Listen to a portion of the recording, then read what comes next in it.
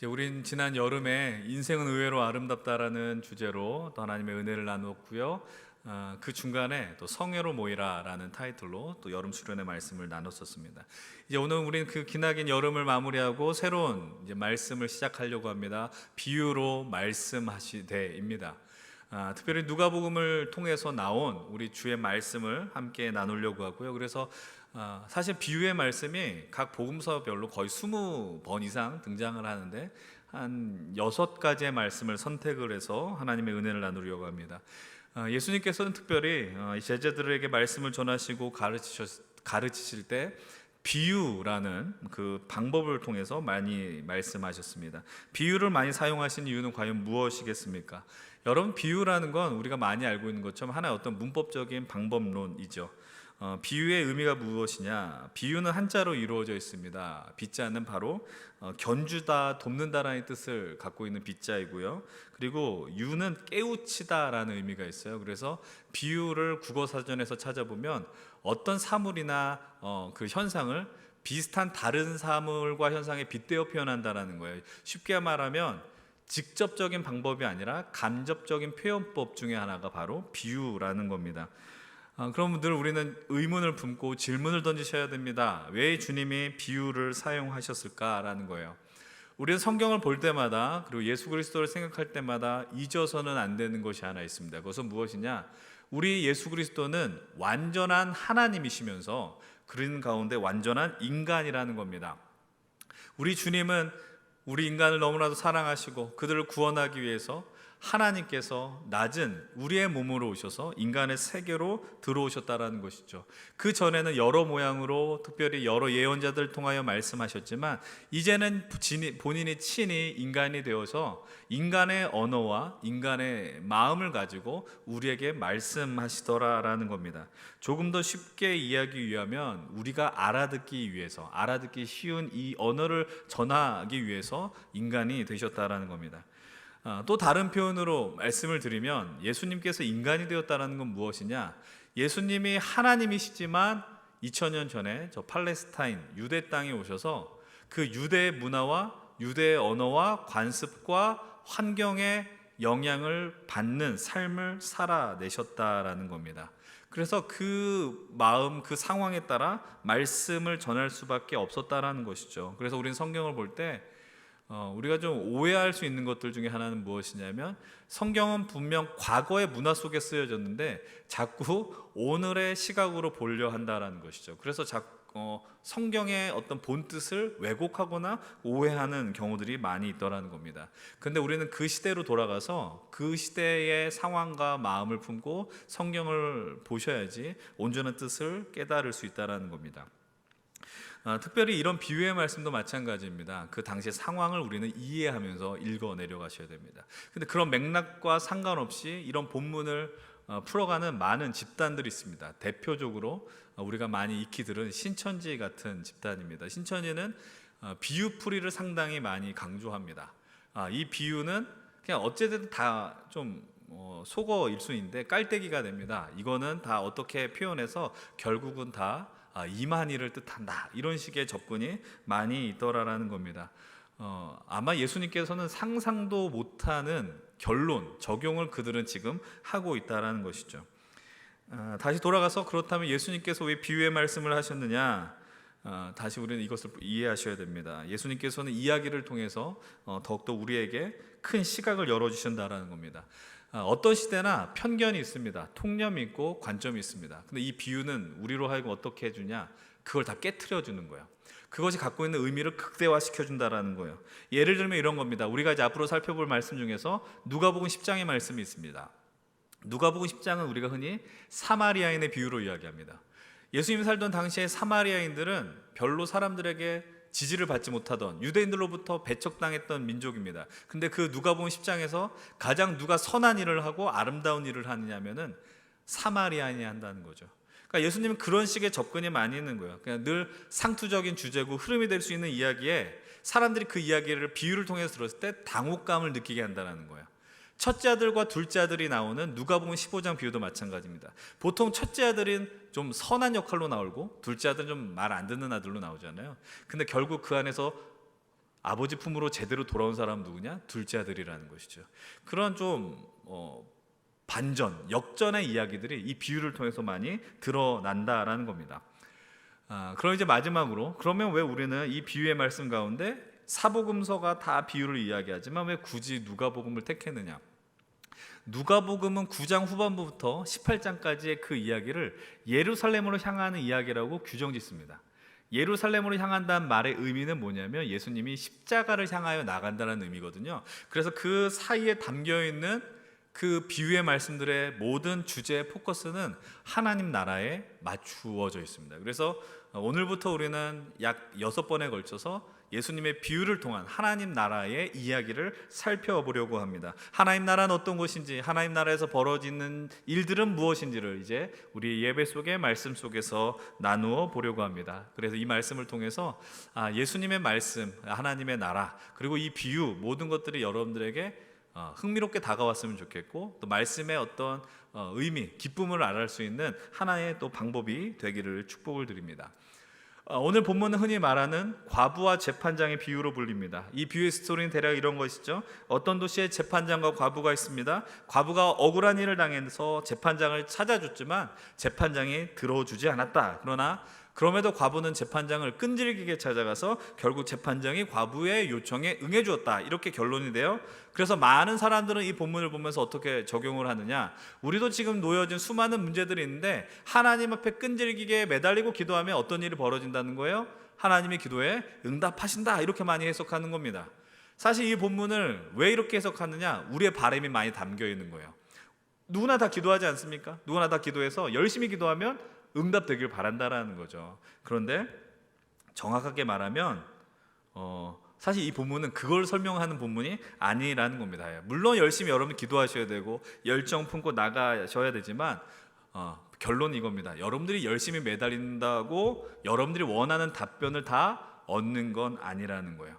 이 본문이 이야기하는 건 여러분들이 원하고 바라는 것과 상당히 거리가 있는 내용이 이 안에 담겨 있음을 여러분들 살펴보셔야 됩니다. 먼저 본문 1절을 보십시오. 여러분, 본문 1절이 이 주제, 이야기의 명확한 방향을 설명해 주고 있어요. 함께 1절 읽겠습니다. 시작. 예수께서 그들에게 항상 기도하고 낙심하지 말아야 할 것을 비유로 말씀하셨다. 예요. 예수께서 그들에게 기도하고 항상 기도해야 된다라는 거예요. 근데 기도할 때 뭐 한다? 낙심하지 말아라. 여러분, 우리가 이 말씀을 통해, 구절을 통해 인정할 수밖에 없는 것이 하나 있습니다. 그것이 무엇이냐면 기도하는 가운데 낙심되는 순간이 있다 없다? 있다라는 겁니다. 있을 수밖에 없다라는 겁니다. 여러분, 그러면 이 말씀이, 예수님이 처음에 이 말씀을 하려는 의도가 우리가 처음에 생각했었던 끈질게 기도하며 응답해 주신다라는 것과 상당히 거리가 먼다라는 것을 이미 발견할 수 있게 되는 것이죠. 여러분들에게 한번 질문을 합니다. 여러분들 기도하셨을 때 제일 낙심됐던 순간이 어떤 때입니까? 여러분들이 기도를 하셨죠. 여러분들이 삶 속에서 수많은 기도를 하나님 앞에 드렸고 원함을 올려드렸을 겁니다. 근데 기도했을 때 낙심했었던 순간이 언제였을까요? 그것도 다 좀 더 다 다르겠지만 분명히 존재했을 겁니다. 아주 원초적으로 하나님 어느 학교를 가게 해주세요. 아니면 어느 곳에 취업하게 해주세요. 아니면 내가 어떤 누군가를 만날 수 있게 해주세요. 그런 원함, 간구의 내용이 있단 말이죠. 근데 그 간구가 모두 100% 응답되느냐? 사실 그것은 아니었다라는 겁니다. 여러분, 기도의 응답이 이루어지지 않으면 우리는 낙심하게 되어 있어요. 실망하게 되어 있어요. 정말 어떤 기대와 갈망과 또 그 큰 마음을 갖고 하나님 앞에 나와서 기도를 드립니다. 그런데 응답이 되지 않으면 조급해집니다. 하나님 침묵하신 것 같고, 하나님은 내 말에만 응답하지 않는 것 같고, 교회 나오면은 기도 응답받은 간증들을 많이 나누거든요. 난 이렇게 기도해서 하나님 이렇게 응답해 주셨어요. 그러면서 하나님은 살아있어요. 이러면 그런 아름다운 나눔을 하지만 막상 나는 그런 나눔을 하지 못해서 마음이 상하고 조금 위축되고 낙심되는 그 순간이 분명히 존재했다라는 거예요. 그러나 주님 오늘 이 말씀을 통해서 우리에게 원하시는 건 이겁니다. 너희들 기도해야 해. 근데 낙심하지 말고 기도해야 해. 계속 기도할 수 있었으면 좋겠어. 오늘 그 말씀을 우리를 향해서 주신다라는 겁니다. 오늘 본문엔 두 사람이 등장을 합니다. 두 인물을 잘 살펴봐야 돼요. 첫 번째 나온 사람 누구예요? 2절 말씀 이렇게 이야기합니다. 함께 볼게요. 이르시되 어떤 도시에 하나님을 두려워하지 않고 사람을 무시하는 한 재판장이 있다라고 이야기합니다. 재판장이 존재합니다. 여러분, 근데 그 재판장을 수식하는 표현이 있어요. 그게 뭐라고 이야기해요? 하나님을 두려워하지 않는다. 이 말의 뜻은 무엇일까? 하나님의 하나님됨을 인정하지 않는다는 말의 의미도 있고요, 여기에는 표현되어 있지 않나요? 근데 이건 우리가 어떻게 해석할 수 있어요? 추론할 수 있잖아요. 하나님을 무시한다면 누구도 무시하겠어요? 사람도 무시하겠죠. 하나님도 두려워하지 않고 사람도 안중에 없는 역할, 그 인생을 살아온 게 바로 이 재판장이었다라는 겁니다. 사람들, 예수님이 이 이야기를 할 때마다 화가 나는 겁니다. 왜냐하면 재판장은 어때야 될까요? 공정해야 되잖아요. 공의로워야 되잖아요.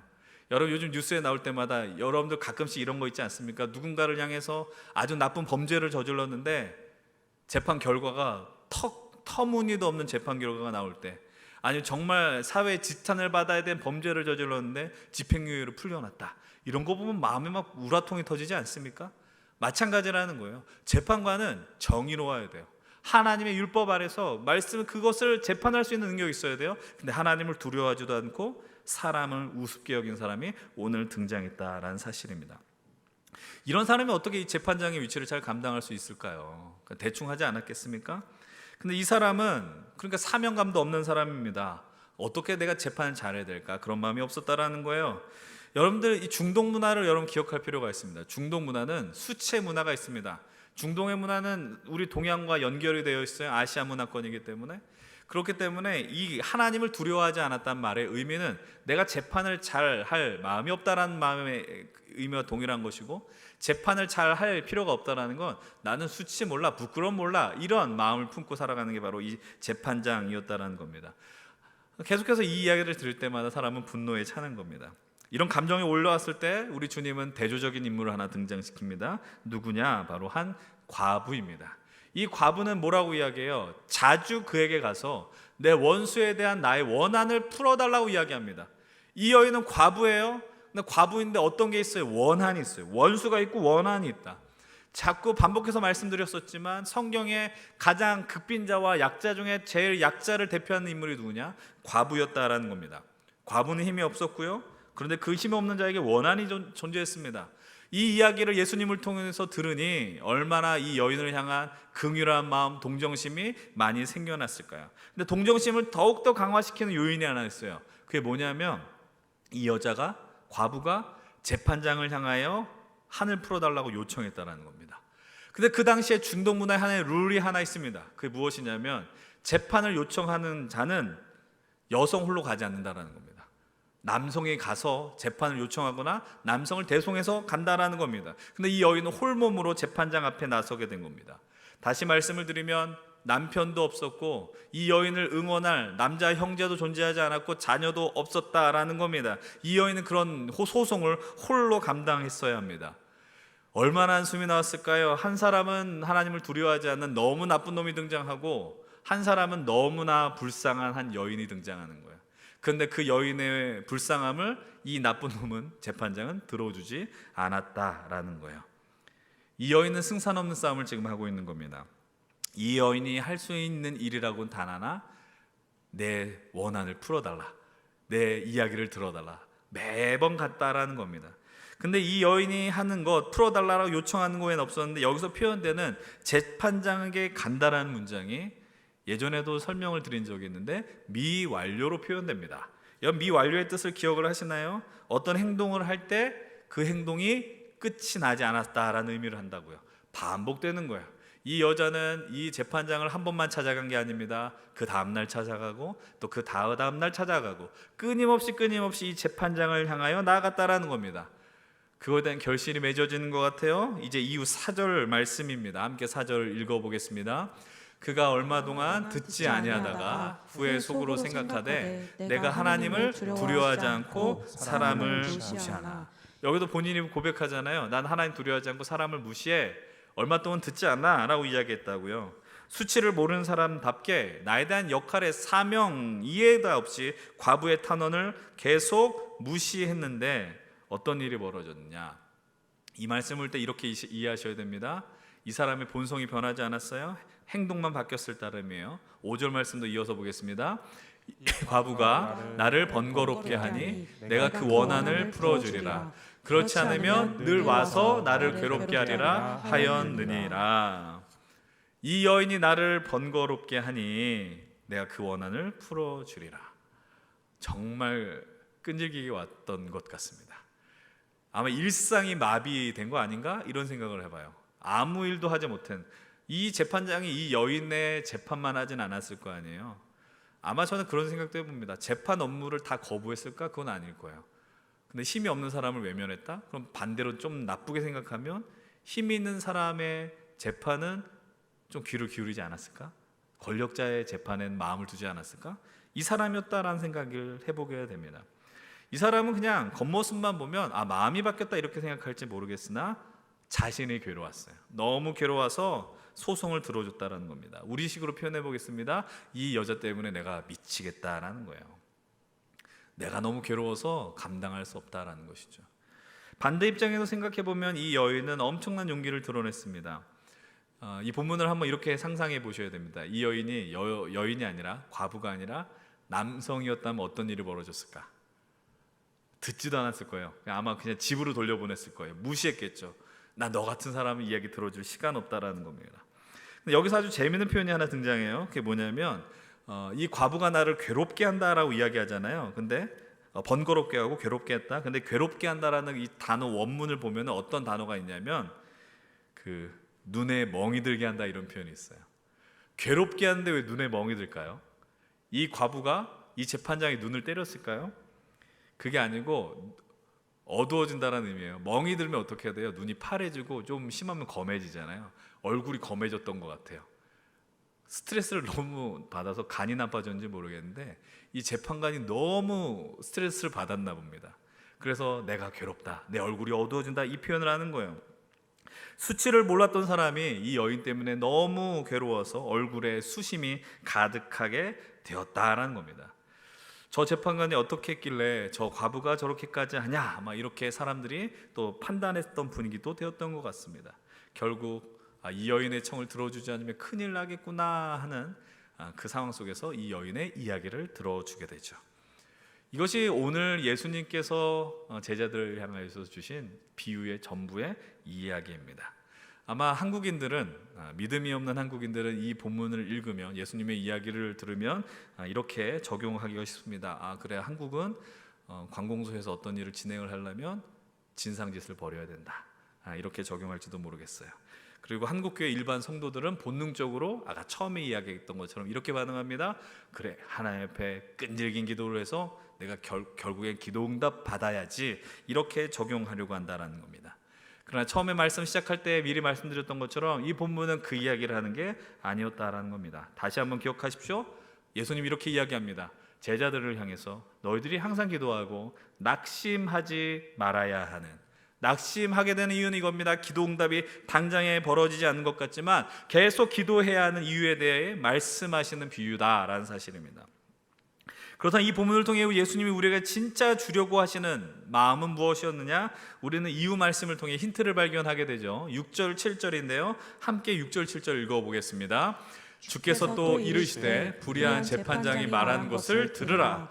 하물며 하나님께서 그 밤낮 부르짖는 택하신 자들의 원한을 풀어주지 아니하시겠느냐? 그들에게 오래 참으시겠느냐? 예수님이 이렇게 말씀하십니다. 재판관의 말을 귀담아 들으라는 겁니다. 재판관의 말에 귀를 담아 들을 게 하나도 없는 것 같은데 무엇을 들으냐라는 거예요. 재판관의 워딩에 포함되어 있는 내용 중에 이걸 들으라는 내용입니다. 내가 그 원한을 풀어줄 거라는 거예요. 내가 그 과부의 원한을 풀어준다. 이후의 말씀을 연결해서 보십시오. 그러면서 예수님이 말씀하세요. 하물며 밤낮 부르짖는 자들의 택하신 자들의 원한을 풀어주지 않겠느냐. 저렇게 나쁜 재판관도 과부의 청을 들어주는데 하물며 하늘에 계신 하나님께서 오늘 우리의 저와 여러분들의 원한을 풀어주지 않겠느냐라고 말씀하시고 있다라는 겁니다. 이 말씀의 의미를 좀 더 이해하기 위해서 하나하나씩 살펴보기를 원합니다. 우선 이 본문 속에 발견해야 하는 은혜가 한 가지 있습니다. 그것은 무엇이냐? 우리 하나님은 불의한 재판과는 다르게 들으시는 하나님이다라는 사실입니다. 그는 억지로 듣는 하나님이 아니라 우리의 상황을 아시고 우리의 상황에 귀를 기울이시고 찾아오시는 우리 하나님은 들으시는 하나님이다라는 사실이에요. 다시 말해 우리의 삶과 멀리 떨어진 분이 아니라는 것이죠. 우리의 삶을 돌봐주시고 살펴주시고 그래서 오늘 우리의 친아버지가 되어주신다는 사실입니다. 하나님께서 당신의 백성을 향하여 이런 모습을 보인 아주 멋진 장면이 하나 있습니다. 그것은 바로 450년 동안 애굽의 노예 생활을 했던 이스라엘을 향한 하나님의 모습이었어요. 성경은 이렇게 이야기합니다. 그들이 고된 노동으로 고통당하고 있을 때 부르짖었다라고 이야기합니다. 성경을 잘 보셔야 됩니다. 하나님께 부르짖지 않았습니다. 고통스러우니까 부르짖었습니다. 근데 그것을 하나님은 외면하지 않았어요. 전 이 말씀이 너무나도 좋거든요. 출애굽기 2장 24절로 25절을 먼저 한번 보십시오. 이렇게 이야기해요.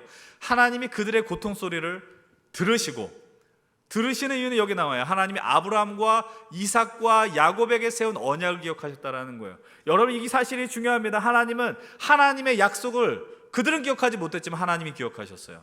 그래서 그들의 고통 소리를 들으셨어요. 25절 이렇게 이야기합니다. 그래서 하나님이 이스라엘 자손을 돌보셨고 하나님이 그들을 기억하셨다라는 겁니다. 그리고 모세를 향해서도 이렇게 이야기합니다. 3장 7절로 8절인데 함께 읽어보겠습니다. 시작. 여호와께서 이르시되 내가 애굽에 있는 내 백성의 고통을 분명히 보고 그들이 그들의 감독자로 말미암아 부르짖음을 듣고 그 근심을 알고 내가 내려가서 그들을 애굽인의 손에서 건져내고 그들을 그 땅에서 인도하여. 여기까지요. 뭐라고 이야기를 합니까?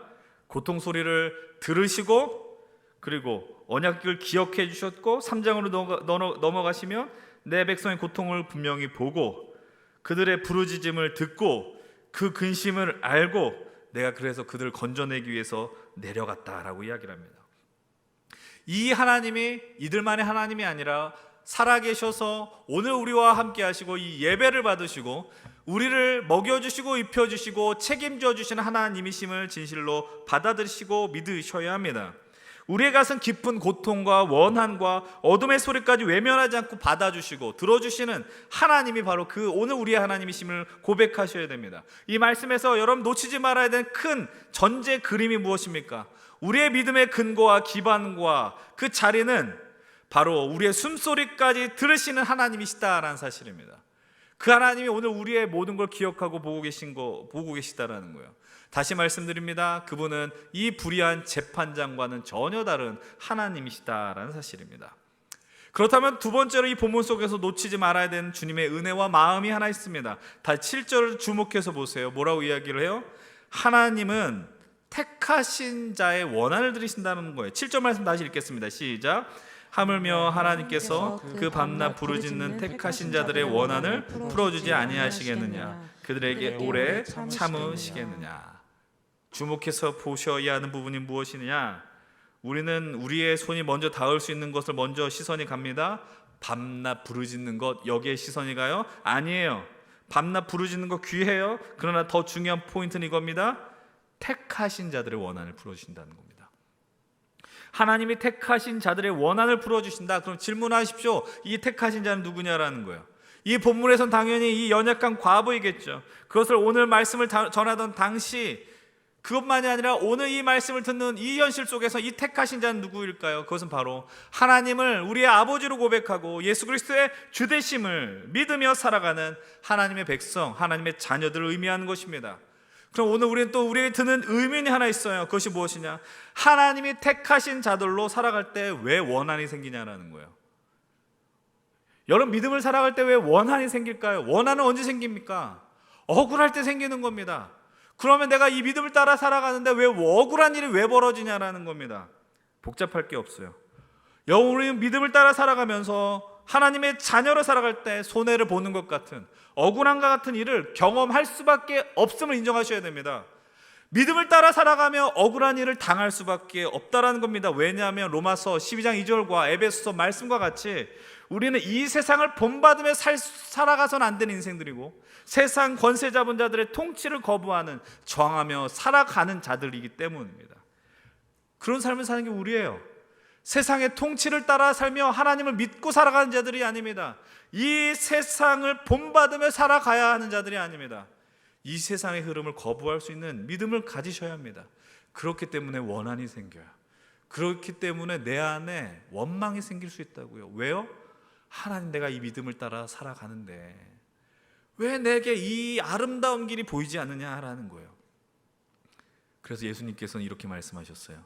제자들 향해서 너희가 세상에는 환난을 당하나. 너희가 세상에서는 환난을 당하나. 이미 예수님이 그렇게 말씀하셨다니까요. 이건 어찌 보면 믿음의 사람에게 놓여져 있는 숙명과 같은, 운명과 같은 일인지 모르겠어요. 여러분 한번 질문을 던지십시오. 여러분 믿음을 따라 살다가 억울한 일을 당한 일이 있으십니까? 죄송하지만 있으셨으면 좋겠어요. 여러분이 믿음을 따라 살다가 억울하고 원망스러운 일을 경험한 적이 있습니까? 내가 이렇게 주일 예배를 지키고 내가 이 믿음의 길을 가며 공동체를 나누며 살아갈 때, 내가 이 세상의 가치와 다른 믿음의 가치를 지켰을 때 원망스러운 순간에 존재하셨습니까? 그런 순간들이 있었으면 좋겠어요. 여러분은 그러나 우리가 더 원망하고 이런 마음이 일어나는 일은 무엇이냐? 누가 봐도 저 인간은 나쁜 인간이거든요. 편법을 행하거든요. 누가 제일 악한 일을 하거든요. 그런데 그 사람이 형통한 것 때문에 분노가 일어난다라는 거예요. 그래서 성경을 보면 그런 고민들이 얼마나 많이 나옵니까? 아삽도 그 고백을 하고요, 하박국도 그 고백을 하고요, 다윗도 저 악인 때문에 내가 미끄러질 뻔했다라고 이야기하지 않습니까? 근데 주님께서 제자들 향해서 너희가 세상에서는 환난을 당하나 에서 끝이지 않았어요. 요한복음 16장 33절 이렇게 이야기합니다. 함께 고백하겠습니다. 이것을 너희에게 이르는 것은 너희로 내 안에서 평안을 누리게 하려 함이라. 세상에서는 너희가 환난을 당하나 담대하라. 내가 세상을 이겼노라. 아멘.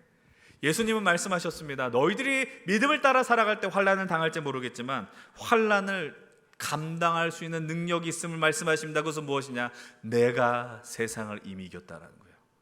하나님이 이미 이겼다라는 사실입니다. 이 말씀과 동일한 흔적을 우리는 오늘 본문 속에서도 발견합니다. 누가복음 18장 8절의 말씀이죠. 함께 8절의 말씀 읽습니다. 내가 너희에게 이르노니 속히 그 원한을 풀어주시리라. 그러나 인자가 올 때 세상에서 믿음을 보겠느냐 하시니라. 주님이 말씀하세요. 잘 보세요. 속히 풀어줄 것이다. 근데 언제요? 인자가 올 때. 여러분 믿음의 길을 갈 때 이 사실을 놓치면 안 됩니다. 주님이 오신다라는 겁니다. 주님이 다시 오신다라는 겁니다. 그냥 놀러 오시는 게 아닙니다. 세상 가운데 하나님의 통치를, 하나님 나라를 완성시키기에 오시겠다라고 말씀하고 있다라는 겁니다. 그래서 그날에는 주님께서 우리의 원한과 억울함과 이 땅에서 믿음을 지키며 살아가는 성도로서 누리는 그 모든 원한을 풀어주시고 회복시켜 주실 것이다라고 약속하는 겁니다. 그래서 오늘 우리는 이 사실을 믿죠. 믿으면 할 수 있는 게 있어요. 그게 뭐냐면 항상 기도하고 낙심하지 않는다라는 사실입니다. 승리를 알기 때문에, 주님이 다시 오시는 그 날을 알기 때문에 낙심할 수밖에 없는 그 현실 속에서도 우리는 기도할 수 있다는 사실입니다. 그래서 우리가 이 땅에 하나님의 자녀로 살아갈 때 정말 붙들고 나가야 될 중요한 믿음은 주님이 다시 오신다는 그 소망이다라는 사실입니다. 왜입니까? 우리 주님은 이미 십자가에서 그 죽음을 이기시고 부활하심으로 새로운 생명을 허락하셨다라는 거야. 그래서 우리가 예수 그리스도의 말씀을 진실로 믿고 고백하는 겁니다. 내가 세상을 이겼다. 이거는 그냥 허풍이 아닙니다. 우리를 향하여서 안심하기 위해서 주신 말씀이 아닙니다. 진실로 주님이 이겼다라는 겁니다. 이 믿음의 대전제를 품고 가십시오. 그래야 여러분들이 그 삶의 자리에서 허접하게 살 수 없어요. 대충 살 수 없다고요. 제가 하는 이야기를 허투루 들으시면 안 됩니다. 여러분 기억 믿고 사는 거 담대하게 믿고 사십시오. 여러분들 이 믿음의 이 근거와 이 자랑스러움과 영광, 이 자부심을 품고 이 성도의 삶을 살아나셔야 되죠. 그냥 내가 억지로 못해서 내가 그냥 그 기어가는 듯한 모습으로 울 수는 있죠. 근데 그게 끝이 아니라는 걸 날마다 확인하는 거예요. 낙심할 수 있는 현실 속에서도 내가 말씀을 보니 주님이 이기셨다는 그 소식이 내 안에 들리는 거예요. 근데 그 가운데서도 주님이 기대하신다라는 게 있어요. 주님이 뭘 기대하시냐? 다시 8절 보시면 뭐라고 이야기해요? 그러나 인자가 올 때에 세상에서 믿음을 보겠느냐? 주님은 그날에 이 믿음을 지키기 어려운 이 시대를 살아가는 사람들의 믿음을 기다리고 있습니다. 마지막 때가 되면 그 믿음을 지키기가 어려울지 모르겠어요. 그 믿음을 향한 조롱과 네가 믿음을 지킬 때 억울한 일만 있는데 무슨 그 가치를 붙들고 살아가느냐라는 조롱이 넘칠지 모르겠어요. 그러나 주님은 원하고 있어요.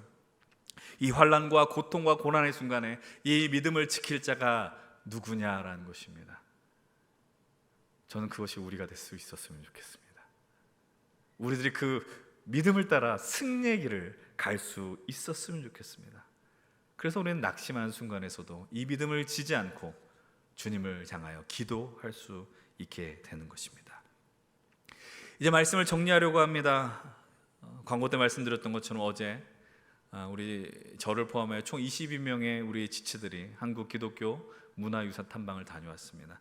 나중에 기회가 되면 그 은혜를 좀 나눌 수 있었으면 좋겠고, 그냥 다음 주에 잠깐 짧게 보고하는 시간을 좀 가지면 좋겠다는 마음도 있습니다.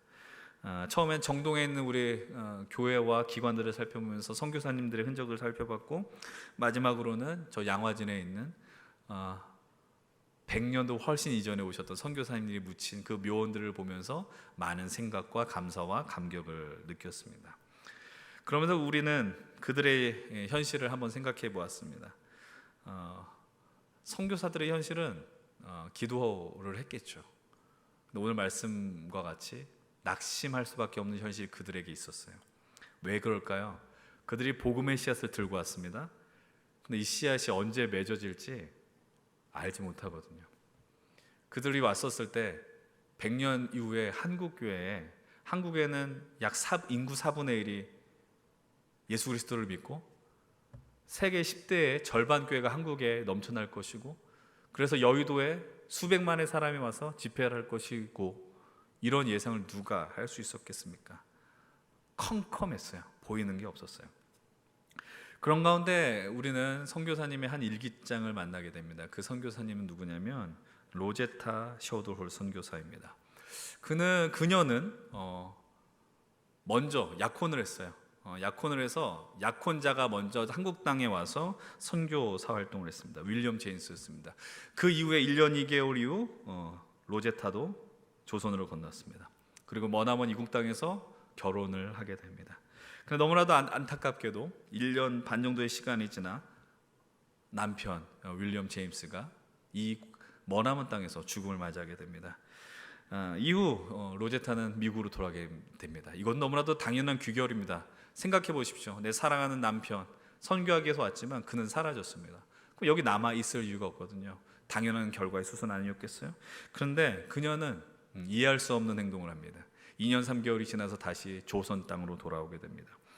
이 상황을 누가 이해할 수 있을까요? 누가 설명할 수 있을까요? 누구도 그것을 설명할 수 없어요. 근데 그것이 끝이 아니에요. 한국으로 돌아온 지 7개월 정도밖에 되지 않았어요.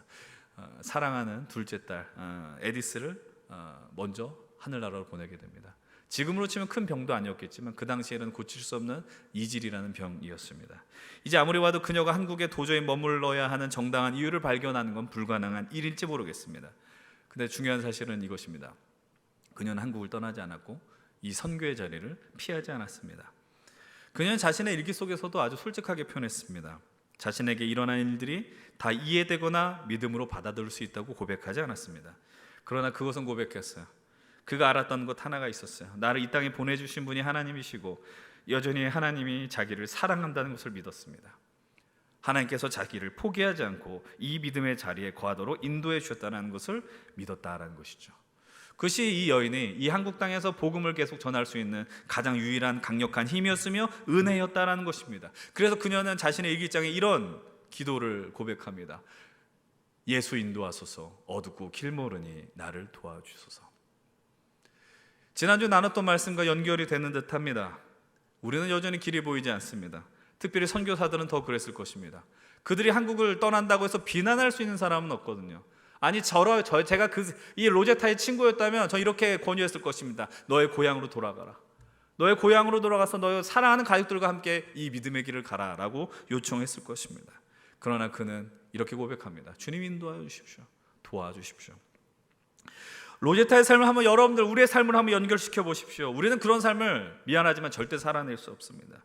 살아내지 않았으면 좋겠습니다. 이런 인생이 여러분들에게 있지 않았으면 좋겠습니다. 그러나 분명 한 가지는 기억하셔야 됩니다. 잊어서는 안 됩니다. 그것이 무엇이냐?